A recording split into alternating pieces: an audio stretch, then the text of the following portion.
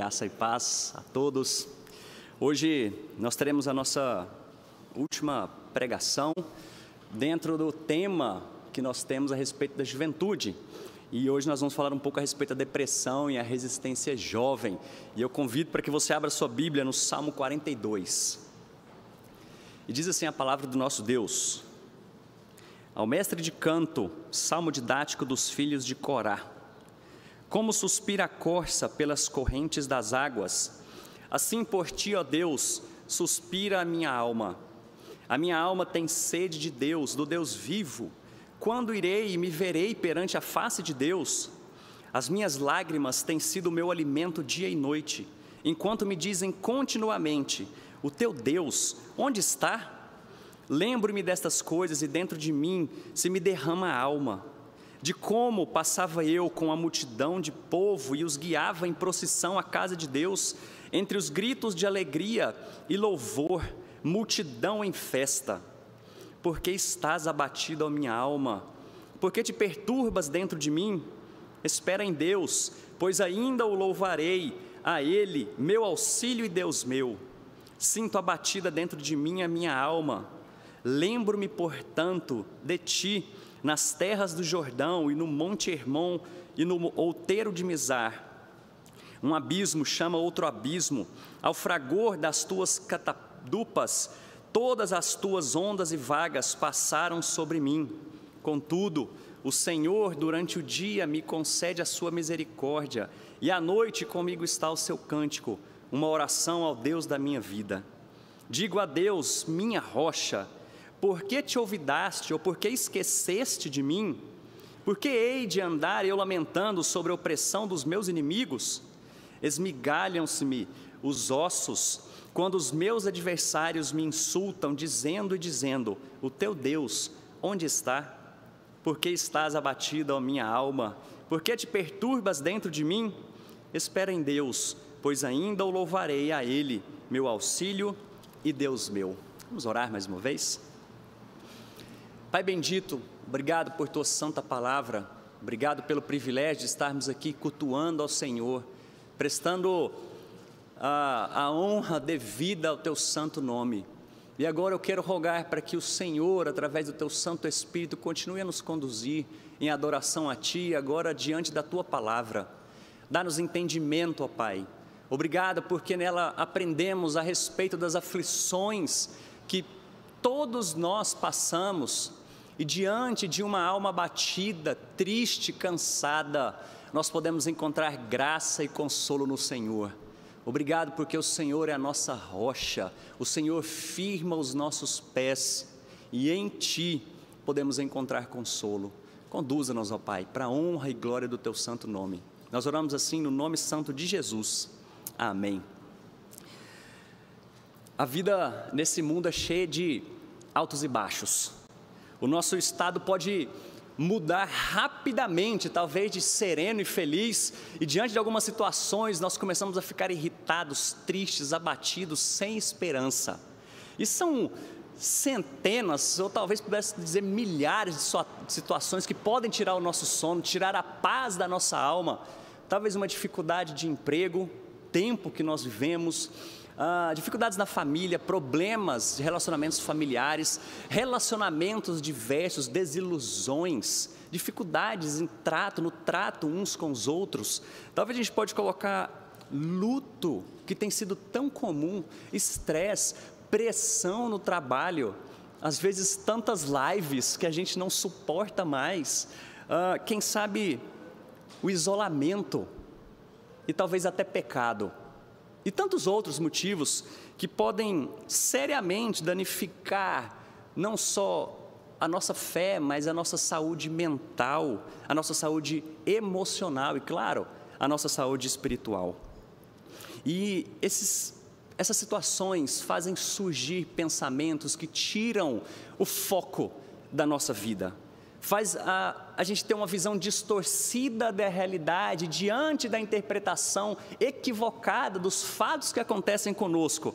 A nossa resposta talvez seja de ansiedade, talvez seja de apenas ver os problemas, ver as dificuldades, ao invés de olhar para o nosso Deus que traz esperança.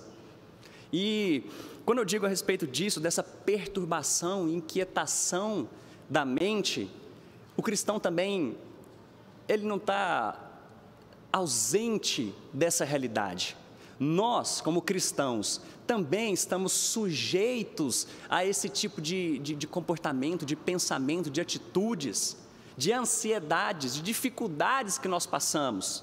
E talvez num grau ainda mais profundo, quando a gente perde a esperança. E muitos de nós entramos em depressão.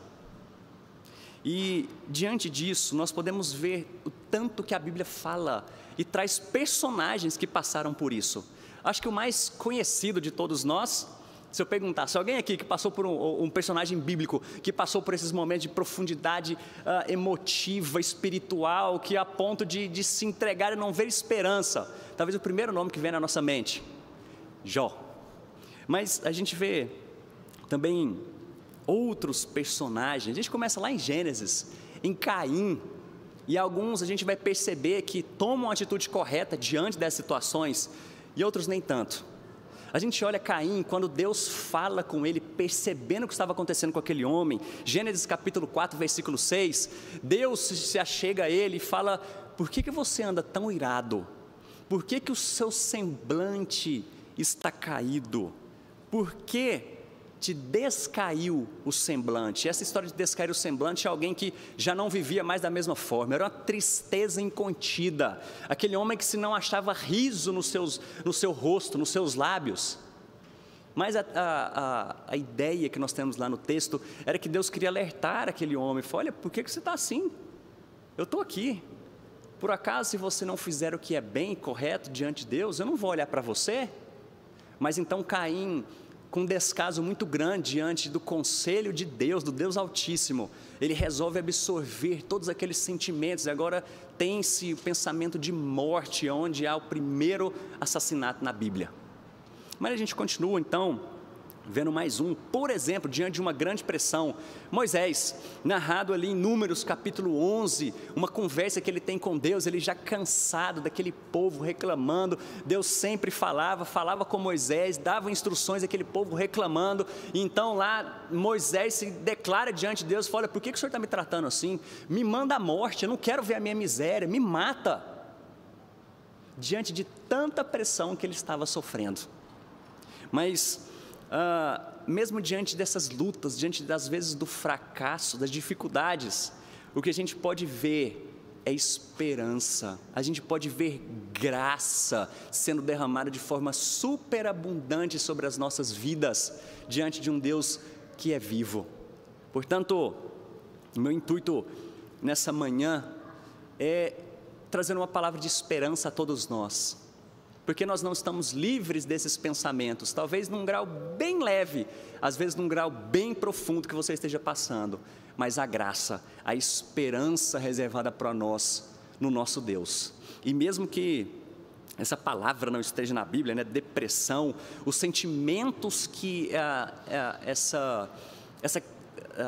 eu não vou colocar nem simplesmente como doença, mas essas aflições que trazem no nosso coração, elas estão presentes em toda a Bíblia, inclusive de forma abundante nos Salmos. Eram tantos os textos que eu poderia usar e citar tantos aqui, mas eu resolvi me colocar aqui no Salmo 42, e na verdade a gente vê alguns manuscritos mais antigos, que o Salmo 42 e 43 é um só, e a gente ainda vai entrar nesse Salmo 43 aqui também, falando a respeito disso, de aflições que a nossa alma pode ter, mas como encontrar graça mediante isso. Mas antes de nós entrarmos no texto, eu quero afirmar duas coisas aqui. A primeira delas é que eu creio na graça comum e na suficiência das Escrituras. Quero dizer com isso que, diante da doutrina da graça comum, Deus, de forma muito bondosa, faz com que não só cristãos, mas ímpios cresçam e se desenvolvam perante a sociedade. E aí a gente pode colocar que Deus deu inteligência e dotou os homens para poderem pesquisar, para poderem se aprofundar, para poderem pensar a respeito de todas as áreas da vida, inclusive dentro das ciências e de forma mais específica ainda, as ciências que estudam a alma, que estudam a mente humana.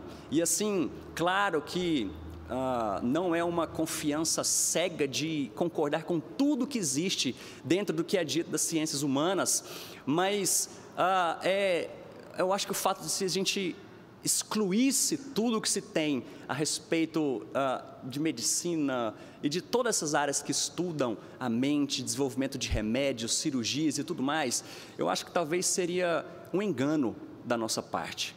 Porém, tendo dito isso, eu creio na suficiência das Escrituras, porque muitos precisam reencontrar o seu equilíbrio, claro, com medicamentos e tantas outras formas, porém, isso não está ausente da palavra de Deus. Pelo contrário, nós cuidamos e pensamos que o homem não é só reações, não tem a ver simplesmente com moléculas, mas o homem tem um espírito que é ligado ao Senhor. Portanto, nós entendemos que a Escritura, sim, é suficiente para nos trazer diretrizes, para nos trazer o caminho para pensar a respeito desses assuntos. E segundo, é que meu intuito não é esgotar o assunto aqui, até porque a gente não tem, acho que é impossível a gente fazer isso aqui num período só. Mas eu quero, portanto, como eu disse antes, mostrar o que as Escrituras nos falam e dar um direcionamento para que a gente possa caminhar ainda mais diante desses assuntos. E agora então, entrando aqui nos Salmos, por que nós podemos pensar nos Salmos falando a respeito desse assunto? Porque quando a gente olha para todo o livro dos Salmos, a gente vai encontrar, por exemplo, que Davi testificou que ele tinha sido seu alto refúgio e proteção no dia da sua angústia. Salmo 9, Salmo 37, Salmo 41, Salmo 59, falando a respeito disso. Davi também sabia para onde se voltar quando a crise chegasse. Ele diz: no dia da minha angústia, clamo a ti, porque me respondes. Salmo 86. No dia da adversidade, ele me esconderá no seu pavilhão. Salmo 27. E ainda diz: o Senhor te responda no dia da tua tribulação. Salmo 20. O Senhor é alto refúgio para o oprimido, refúgio nas horas da tribulação. Salmo 9. Mas não só Davi, a gente pega, por exemplo, Asaf, no Salmo 77, que é o que nós lemos: no dia da minha angústia, procura o Senhor. Salmo 50, invoca-me no dia da angústia, eu te livrarei e tu me glorificarás. E o Salmo 107, que repete por 4 vezes: na minha angústia, clamaram ao Senhor, e Ele os livrou das suas tribulações. Portanto, os Salmos têm muito a nos ensinar a respeito da nossa vida, a respeito dos nossos sentimentos, a respeito das nossas aflições, e como Deus está presente em todas elas no seu melhor. E agora então, a gente entra aqui nesse Salmo 42, e como eu disse, Salmo 42 e 43 fazem parte de um único Salmo, que a gente vai entrar neles aqui também. Mas se você estiver triste, com a alma cansada, abatida e abalada, desperte-se para buscar a Deus como sua esperança e ajuda, não importa quão desesperadora seja a sua situação. E aí a gente então entra nesse salmo que começa dizendo ao mestre de canto, o salmo didático, um salmo para ensino dos filhos de Corá. E a respeito dos filhos de Corá, a gente vai percorrer alguns textos nos ensinando, por exemplo, 2 Crônicas, segundo livro das Crônicas, dizendo que esses coraitas, descendentes de Corá, eram os sacerdotes responsáveis pela adoração. Então, bem provavelmente, esse salmo aqui foi cantado na peregrinação do povo rumo a Jerusalém. Eles cantavam, e tanto é que o texto vai nos dizer aqui, no versículo 4, como eu passava, lá no finalzinho da parte B, como passava eu com a multidão de povo e os guiava em procissão à casa de Deus, entre gritos de alegria e louvor. Portanto, ele foi direcionado aos filhos de Corá para que musicasse esse salmo, e o povo de Deus cantava a respeito disso daqui. Mas então, a gente vai perceber que existem alguns blocos que o salmista trata aqui. Na verdade, são 3 blocos nesse Salmo 42 e mais um, quando a gente vai ver uma situação de desespero, de abandono, de tristeza, mas ele então levanta uma esperança, um consolo diante disso. Passa a próxima sessão, é a mesma coisa, situações de desespero, em que ele está abatido, e ele termina com esperança ao Senhor. E mais uma vez ele faz isso, dizendo: está abatido a minha alma, eu ainda te louvarei. E o Salmo 43 é a mesma coisa, quando ele se encontra mais uma vez nessa sequência, em que ele derrama o seu coração diante de Deus em tristeza, mas logo ele percebe esperança. Mas então, qual que era a situação ou a condição pessoal do salmista ao escrever esse texto aqui? Olha só, a gente vai ter alguns versículos que são chaves e que se repetem muito aqui para nós. E o versículo aqui que talvez chama mais a nossa atenção é: por que estás ou anda abatida a minha alma? Por que te perturbas dentro de mim? A situação e a condição maior que ele se encontrava era de abatimento. E quando a gente olha essa palavra, é de desespero, de colapso, alguém que está se dissolvendo, humilhado, prostrado. É a ideia ainda de algo que é abatido como as paredes de uma cidade conquistada. Já imaginou isso? As paredes ou os muros de uma cidade que acabou de ser conquistada diante de uma guerra? Isso aqui é estar abatido. Então a alma desse homem se encontra abatida, mas de forma ainda mais clara, dentro desse abatimento, o que mostra a realidade da alma desse homem? E a gente vê aqui, dentro desse abatimento, que era uma alma ressecada. Ele começa aí nos versículos 1 e 2 dizendo: como suspira a corça pelas correntes das águas, assim por ti, ó Deus, suspira a minha alma. A minha alma tem sede de Deus, do Deus vivo. A ideia aqui dessa alma ressecada, de uma busca profunda por Deus, é como se parecesse que Deus não fosse mais real. É como se Deus não respondesse, não estivesse mais próximo dele, porque ele diz: quando irei e me verei perante a face de Deus? E claro, ele está se referindo aqui ao templo, ao lugar onde o povo se reunia, então eles podiam perceber a presença de Deus. Claro que ele não tinha visto face a face Deus, mas era estar diante da presença de Deus. Ele fala: o que eu mais quero, o que a minha alma mais anseia, o que eu mais tenho sede nessa vida é de estar na tua presença de novo. Quando que isso vai acontecer? É uma alma que está longe, que parece que a presença real de Deus já não é mais de fato na vida dele. Mas não só isso, a gente vê que os hábitos físicos, o corpo dele foi afetado, porque ele diz, versículo 3, olha do que ele se alimentava: as minhas lágrimas têm sido o meu alimento dia e noite, enquanto me dizem continuamente: teu Deus, onde está? A gente percebe essa situação aqui, por exemplo, quando a gente olha para Elias. O que Deus faz quando ele se aproxima e fala com Elias? Fala: olha, vem para cá, vem para fora aqui que nós vamos conversar aqui. O que ele faz? Ele manda anjos para alimentarem Elias. E essa é a história aqui que ele está dizendo: as minhas lágrimas têm sido o meu alimento, eu não sinto nem mais fome, eu não consigo nem mais comer diante desse abatimento da minha alma.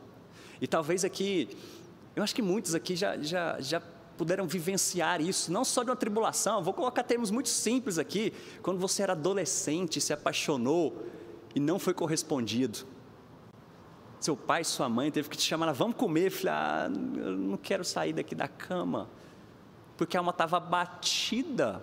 Agora imagine situações muito mais profundas que ele passa. Isso afeta o físico. Versículo 5, ele diz: por que estás abatido a minha alma, te perturbas? Espera em Deus, pois ainda o louvarei a Ele, meu auxílio e Deus meu. Isso mostra que nem louvar a Deus ele conseguia, porque ele diz ainda: eu louvarei, uma atitude futura, porque naquele momento ele sequer conseguia louvar a Deus. E aí a gente também percebe, pegando todos os blocos aqui, uma oscilação de sentimentos muito grande, porque ele ainda vai dizer, a gente pega tudo isso aqui, né? Ele fala: eu estou em sequidão, minha alma anseia, eu tenho sede do Deus vivo. Depois ele diz: as minhas lágrimas têm encharcado e regado o meu corpo. Mais para frente ele vai falar sobre o dia, sobre a noite, fala sobre o abismo, fala sobre a gente percebe um homem que está com oscilações de sentimentos muito grandes aqui. E talvez a parte mais pesada para ele, versículo 11, como ele termina dizendo, novamente: por que estás abatida, por que te perturbas? Espera em Deus, pois ainda o louvarei a Ele, meu auxílio e Deus meu. perceba que aqui nesse ponto, ele ainda não consegue enxergar o fim dessa história.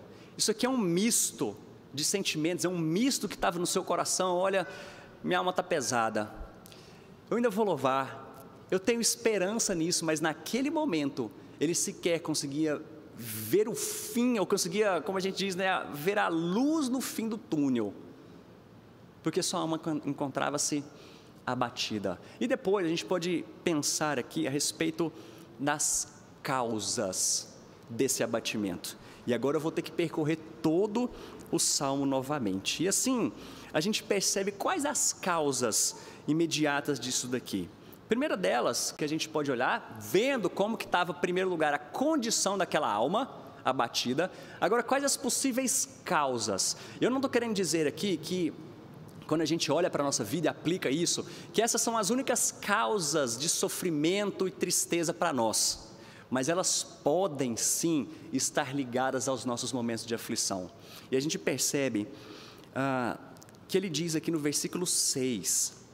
Sinto a batida dentro de mim a minha alma, lembro o importante de ti nas terras do Jordão e no Monte Hermon e no outeiro de Mizar. Ele estava se lembrando dos tempos em que ele podia estar na presença do Senhor, ele que podia louvar ao Senhor. A gente volta um pouquinho mais, que nós lemos versículo 4, quando ele passava com a multidão do povo e guiava em procissão a casa de Deus, os gritos de alegria. Ele se lembra daquilo, mas onde ele está naquele momento? Final do versículo 2, quando irei e me verei perante a face de Deus. Era um homem que estava longe, afastado, e nós não sabemos as circunstâncias aqui, mas era um homem que estava afastado, impedido de estar na presença de Deus louvando. Isso aqui para nós, ele é muito real e muito atual, porque recentemente nós fomos privados da adoração coletiva ao nosso Deus. Eu não sei se isso te afetou de alguma forma.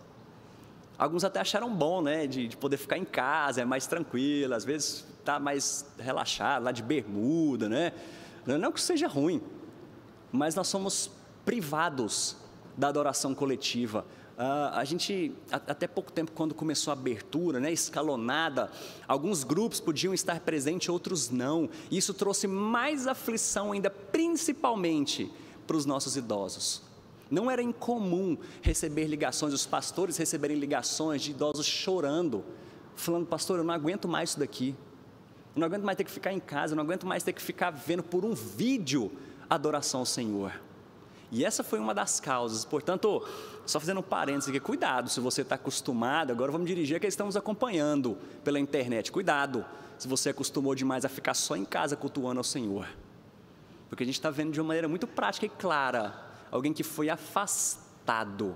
Ele não estava impedido de adorar e louvar, mas ele estava impedido de adorar ao Senhor na casa de Deus.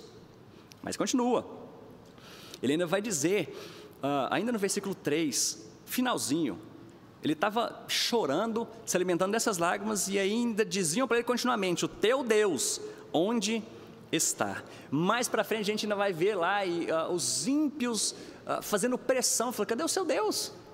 Você está aí dessa forma, cadê? Você não serve um Deus poderoso? Os inimigos, capítulo 43, versículo 1, falando a mesma coisa, pedindo: Deus, traz juízo sobre esse povo, que eu não aguento mais. Pressão externa dos incrédulos, gente pressionando: cadê? Quem é esse Deus? O nosso Deus sendo questionado todos os dias na nossa sociedade. E aí vou entrar aqui, por exemplo, os nossos jovens, a gente está falando de certa forma de juventude, Deus sendo questionado naqueles seus estudos pelos seus professores. Os vídeos e as centenas de milhares que a gente tem questionando: cadê o seu Deus? E isso trazia pressão para aquele homem. Mas quando a gente ainda olha, ele remontando de novo aqui, essa parte que ele lembra como que era bom. E essas memórias, ao invés de trazer consolo para o coração dele, trazia peso ainda maior. Falou: lembra esses dias de outrora? E aí é muito comum a gente ouvir ele falar: na minha época era muito melhor a adoração. Na minha época, quando eu era mais jovem, eu pude... E agora esse salmista está lembrando: na minha época era tão bom louvar o Senhor, e agora... E aí então ele entra no versículo 7. Um abismo chama outro abismo. Ao fragor das tuas catadupas, todas as tuas ondas e vagas passaram sobre mim. É uma linguagem que ele utiliza aqui muito parecida com as que Jonas utiliza. Quando ele está afundando, ele é lançado ao mar e está afundando, ele começa a narrar o que estava acontecendo ali no fundo daquele mar. Ele falou: olha, meus cabelos começaram a se prender aqui entre as ervas e tudo que estava no fundo do mar. Eu comecei a ver a morte. Comecei a afundar, essas ondas passaram sobre mim. E é umas palavras muito parecidas aqui que ele está dizendo. E tirado aqui de forma isolada, esse um abismo chama outro abismo. E claro, ele é aplicado de maneira correta, de que um pecado chama outro pecado, ele vai aprofundando cada vez mais. Mas a linguagem, a ideia que nós temos aqui é de que era de profundidade. É como se ele estivesse sentindo as ondas do mar engolindo. E vinha cada uma mais forte do que a outra. Eu acho que goiano que conhece mar sabe muito bem dessa linguagem aqui, porque goiano chega afoito, né? Às vezes nunca viu mais, chega afoito e toma aquele caldo. E vem aquela onda e te traga. O goiano sabe o que esse homem está falando, essas ondas aqui, um abismo chamou outro abismo, que a profundeza foi tomando conta de mim, essas ondas passando por cima de mim, eu não via salvação nisso. Essas pressões que acontecem, todos os dilemas na vida desse homem, trazendo essa tristeza e abatimento. Mas claro, o Salmo não para por aqui. Nós vemos a condição desse homem, as possíveis causas dessas condições. Mas agora ele vai falar a respeito das curas. E como que nós podemos encontrar graça diante de tudo isso que está acontecendo. E assim, eu já quero trazer de forma a aplicar isso para o nosso coração. E aquele homem, em primeiro lugar, ele derrama sua alma diante de Deus. Versículo 4. E talvez, e eu espero, e essa não é a minha intenção, que você está meio perdido aí, falando: gente, mas ele está indo e voltando toda hora em versículo, está indo e voltando, eu não estou entendendo. Mas eu quero reafirmar de novo aqui, lembra que esse salmo ele é feito em blocos, por isso que eu estou percorrendo, indo e voltando, porque em cada bloco desse, ele vai mostrar qual que era a sua condição, ele vai mostrar a possível causa, e agora trazer a cura ou a esperança que ele tem para o cristão. E se nós temos 3 blocos aqui nesse salmo, e mais um no 43, é por isso que eu estou indo e voltando nessa história aqui. E portanto, dentro dessa cura, a gente vai ver aqui nesse primeiro bloco, quando ele diz, versículo 4, lembro-me destas coisas e dentro de mim se me derrama a alma. E esse é o ponto que caminha para a cura desse abatimento, de derramar a alma diante do Senhor. Se você se encontra nesse estado, derrame a sua alma diante do Senhor. E é interessante que muitas vezes, e você já deve ter ouvido falar sobre isso, não pergunte para Deus o porquê, mas para quê. E eu, estudando Salmos, eu percebo que muitas vezes eles perguntam assim o porquê que aquelas coisas estavam acontecendo. Eu creio que não tem problema nenhum da gente, Senhor Deus, por que o Senhor está permitindo isso? Por que o Senhor se esqueceu? E quando ele vem aqui para o versículo 9, Deus da minha rocha, por que se esquecesse de mim? Por que de andar lamentando sobre a opressão dos meus inimigos? Vamos voltar mais uma vez para Jó. Ele pergunta: Deus, por quê? Por que essas coisas estão acontecendo? Só que, naquele caso de Jó, ele não estava muito preparado para ouvir as respostas. E quando você pergunta a Deus por quê, se prepare para ouvir as respostas. Isso é esperança para o nosso coração. Nesse caso do Salmo 42, a gente não vai ver uma resposta imediata. Piorou no Salmo 88, que é um salmo que traz, ele é carregado dessa angústia e sequer termina com algo, ou uma palavra de esperança. Mas eu vou voltar no caso de Jó, esteja preparado para ouvir. E a resposta de Deus não foi muito branda não. Por que está permitindo isso? Ele falou: Jó, onde você estava quando eu criei todas as coisas? Quando eu criei as estrelas, quando eu criei o firmamento?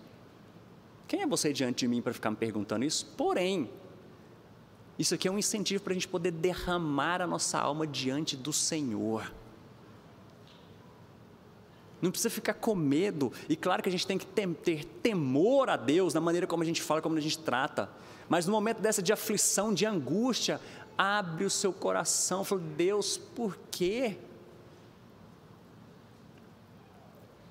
Ainda assim, além de abrir a sua alma, ele prega para si mesmo a respeito das suas esperanças. Quando a gente olha para esse termo que ele diz, por que andas abatido a minha alma? Por que você, alma, está dessa forma? E eu quero ler um trecho aqui, que Martin Lloyd Jones escreveu no seu livro Depressão Espiritual, falando a respeito desses trechos, de poder pregar para a sua alma, de falar consigo, ao invés de dar ouvidos a seus pensamentos. Eu vou explicar a diferença disso aqui. Ele diz, você não percebeu que a maior parte da sua infelicidade na vida se deve ao fato de estar se ouvindo, ao invés de falar consigo mesmo? Pegue aqueles pensamentos que vêm a você no momento que você acorda pela manhã. Você não os originou, mas eles começam a falar com você, trazem de volta os problemas de ontem e etc. Alguém está falando. Quem está falando com você? Você está falando com você. Bem, o tratamento desse homem era esse. Em vez de permitir que esse eu fale com ele, ele começa a falar consigo mesmo. Parece, nossa, ficou complicado isso aqui, né? Vou tentar explicar e trazer mais clareza a respeito disso. É porque ao invés de ficar dando ouvindo esses pensamentos, é você que agora os comanda. É você que prega a eles e principalmente prega a mensagem da esperança e prega o evangelho para você mesmo todos os dias. Ao invés de ficar ouvindo esses pensamentos de tristeza, de angústia, de situações que estão tirando a sua paz, a sua alegria, é falar como esse salmista, Deus é a minha rocha, eu sei que é o meu sustentador. Quando a gente volta para o Salmo 40, ele está falando, eu estava num lamaçal, num tremedal, mas o Senhor firmou os meus passos sobre a rocha. E a gente pode entender essa história aqui de por que estávamos abatidos a minha alma, de duas maneiras. A segunda que eu acho que é a que o salmista está fazendo aqui. A primeira é, você lamentar e falar, por que minha alma está assim? Eu sou pobre, miserável, por quê? Ou então você falar, alma, por que você está agindo assim? Por que você está permitindo esses pensamentos? Olha quem é o nosso Deus, olha a esperança que nós temos de salvação, e por que você está agindo dessa forma? E eu creio que essa é a segunda maneira como o salmista está fazendo aqui, e ele vai repetir isso muitas vezes. Pregue para a sua própria alma. E por fim, busque os preceitos de Deus. E eu quero ir para o capítulo 43, versículo 3. Quando ele diz, envia a tua luz e a tua verdade, para que me guiem e me levem ao teu santo monte e aos teus tabernáculos. Envia a tua luz e a tua verdade. O que é essa luz e verdade que o salmista está dizendo aqui? São os preceitos do Senhor, é a lei do Senhor, é a palavra do Senhor. E eu sei que nesses momentos de angústia, de abatimento, a última coisa que a gente quer fazer é orar, é louvar, é buscar o Senhor, ler a palavra de Deus. Mas isso aqui é uma resposta ativa ao sofrimento, às dificuldades. Não é se entregar a essas situações, mas procure o Senhor, procure os seus preceitos, procure essa luz e a verdade. E é interessante como o salmista, ele fala a respeito de Deus, porque ele vai dizer lá no versículo 11, falando, meu Deus. Depois no capítulo 42, versículo 8, Deus da minha vida. Versículo 9, a minha rocha. O versículo 2 do 43, o Deus da minha força. E depois no versículo 4, Deus da minha grande alegria. E ele ainda cita, minha rocha. A gente percebe que esse salmista conhece a Deus. Ele se preparou durante toda a sua vida para que em momentos assim ele pudesse enfrentar a angústia. Portanto, eu estou dizendo a você, e glória a Deus se você não está passando por esses momentos, portanto, busque os preceitos de Deus, busque conhecer o amor desse Deus. E eu não quero simplesmente ser simplista nisso que eu estou falando aqui, mas são indicativos a respeito do como esse salmista encontrou cura para sua alma abatida. E eu queria concluir, antes de fazer algumas aplicações, diz uma história de um homem que estava visitando uma cidade, e no centro da cidade ele viu uma torre que tocava hinos belíssimos durante o dia. E ele ficou muito curioso com aquilo, ele falou, olha, eu preciso conhecer quem está tocando no alto daquela torre. Porque é muito lindo ouvir por toda a cidade essa melodia belíssima. Então foi permitido que ele subisse à torre, chegou lá, ele não encontrou ninguém. Eram apenas algumas teclas que ficavam batendo ali algumas notas, e era um som que incomodava muito, era um som assim que ele não estava suportando, ficava assim, mas como é que pode? Eu ouvi essas canções aqui na cidade, mas eu chego aqui, eu estou ouvindo esses batimentos, essas coisas. E às vezes é isso que acontece com a nossa vida. A gente simplesmente está vendo teclas batendo com um som horrível conduzindo a nossa vida. Mas quando a gente olha da perspectiva de Deus, é uma linda melodia que está nos guiando para a morada eterna. E lá, como o Apocalipse diz, onde todas as nossas lágrimas serão enxutas, lá onde não haverá dor, onde não haverá tristeza. Essa é a nossa esperança. E assim, quando a gente olha para essa luz e verdade, a gente ainda pode encontrar alguém que pôde experimentar isso aqui na sua carne, na sua alma. Quando ele sobe a um monte, é um homem que sobe ao monte, chama os seus discípulos e diz, vem orar comigo, porque a minha alma está abatida a ponto de morrer.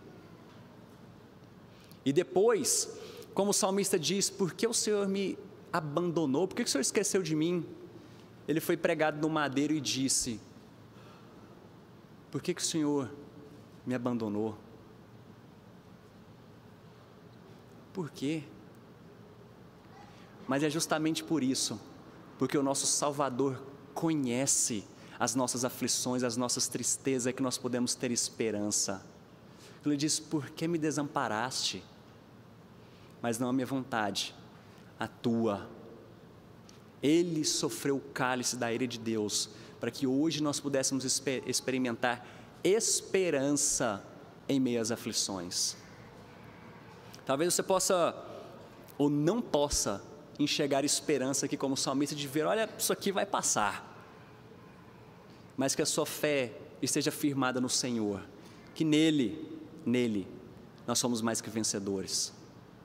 Portanto, trazendo mais alguns conselhos, e aí sim a gente finaliza, trazendo mais alguns conselhos para você.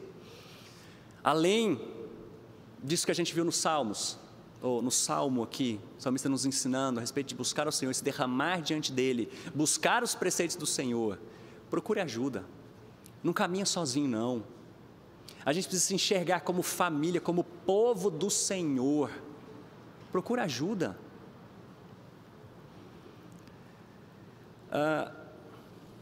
Evite pensamentos falsos de extremos. O que eu estou querendo dizer com isso? Esse falso extremo é, às vezes você pensa, alguma coisa deu errado na sua vida, você fala, olha, nada mais vai dar certo na minha vida, porque isso aqui deu errado, acabou, porque esse relacionamento deu errado, é que eu nunca mais vou ter paz, nunca vou encontrar ninguém mais. Evita falsos pensamentos, falsas generalizações, falsos filtros.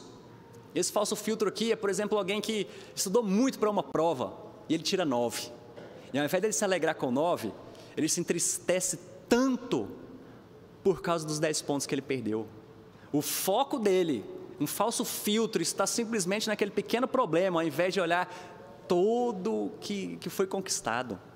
Cuidado com isso. Cuidado com uma falsa leitura mental. E essa história aqui é de gente que tende a racionalizar demais todas as situações. Alguém passa por você aqui no final e não vai te cumprimentar. E esses falsos pensamentos, fala, poxa, não me cumprimentou porque tem alguma coisa esquisita aqui. Que sem educação, não é? O que está acontecendo aí? Liga, manda mensagem, o que está acontecendo que você não me cumprimentou? Ao invés de se condoer, às vezes está passando, saiu daqui com essas lágrimas que alimentam o seu corpo, você está querendo cobrar dele, por causa de um cumprimento que não houve.